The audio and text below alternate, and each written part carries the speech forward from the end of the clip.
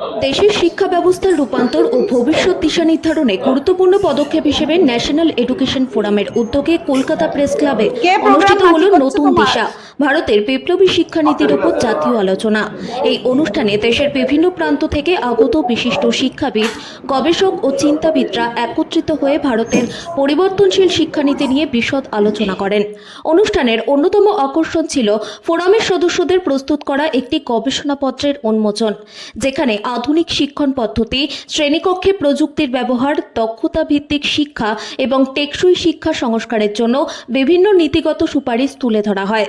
এদিন প্রকাশিত হয় সংবিধান সার নামের একটি গুরুত্বপূর্ণ গ্রন্থ, যার লক্ষ্য সাধারণ মানুষের মধ্যে ভারতীয় সংবিধান সম্পর্কে সচেতনতা বৃদ্ধি করা। বইটি হিন্দি, বাংলা ও ইংরেজি তিনটি ভাষায় প্রকাশিত হয়েছে। পাশাপাশি যারা পড়তে বা লিখতে অক্ষম তাদের জন্য একই বিষয়বস্তু তিনটি ভাষায় অডিও বুক হিসেবেও উপলব্ধ করা হয়েছে, যা অন্তর্ভুক্তিমূলক শিক্ষার ক্ষেত্রে এক নতুন দৃষ্টান্ত স্থাপন করেছে।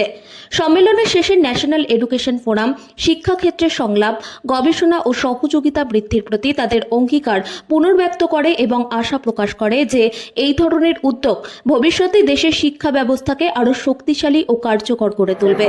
দেশকে তৈরি করার কি করে আমরা আগামী দিনে কি করে পড়াশোনাটা করব, কি করে আজকের যে পরিস্থিতি দেখছো সবাই চারিদিকে যুদ্ধ হচ্ছে, আর উই রেডি?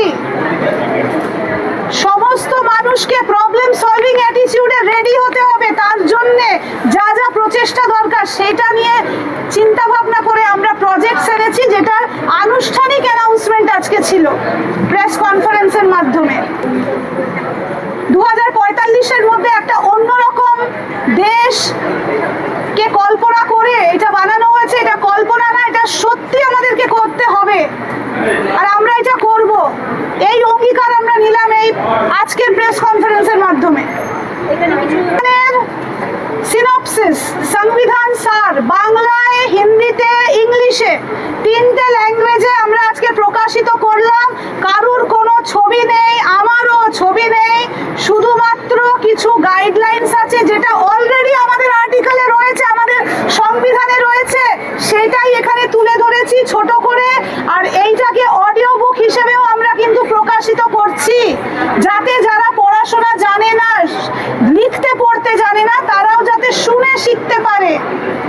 নিজের অধিকার, নিজের দায়িত্ব, নিজের সিভিক সেন্স, নিজের পলিটিক্যাল অ্যাওয়ারনেস, নিজেদের attitude, aptitude, understanding levels, problem solving level. Problem হলো যে আমরা এটাই জানি না যে মহিলাদের, বাচ্চাদের বা যে কোনো মানুষ যে অ্যাগ্রিভড হচ্ছে তার জন্য কোনো আইন আছে প্রোটেকশনের কি নেই, এই না জানাটাই মেন প্রবলেম।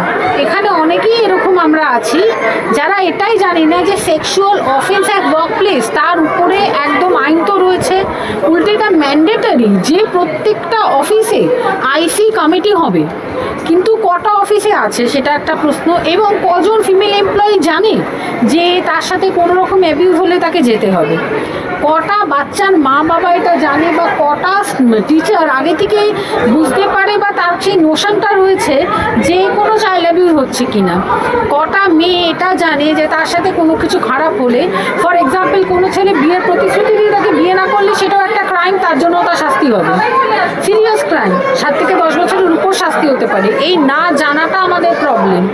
যদি আমরা সুস্থ সমাজ চাই তাহলে সব থেকে আগে সেই সুস্থ সমাজ পেতে গেলে আমাদের জানতে হবে আমাদের অধিকার কী।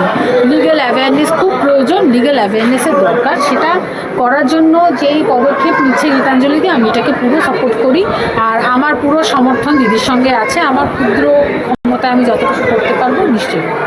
पढ़ाई तो सब बच्चे कर लेते हैं, सब कोई करा लेता है, बट जो सिविक सेंस, पैट्रियटिज्म जो वाला जो फीलिंग जो मैम ने आज जगाया, वो सब में होना चाहिए, वो सब बच्चों में होना चाहिए। अगर हम नहीं डालेंगे एज अ टीचर तो कौन डालेगा? So that's what we prefer now. We do keep on doing lot of prayers over there in the school, दो रिलीजियस प्रेयर्स तो होती हैं, साथ में पैट्रियटिक भी होना चाहिए। माई 2-year-old children, my 1.5, 2, 3, 4, all of them have learned national anthem. We are proud proud to say that our 3-year-old children they are also learning national anthem. They are doing national anthem on a daily basis.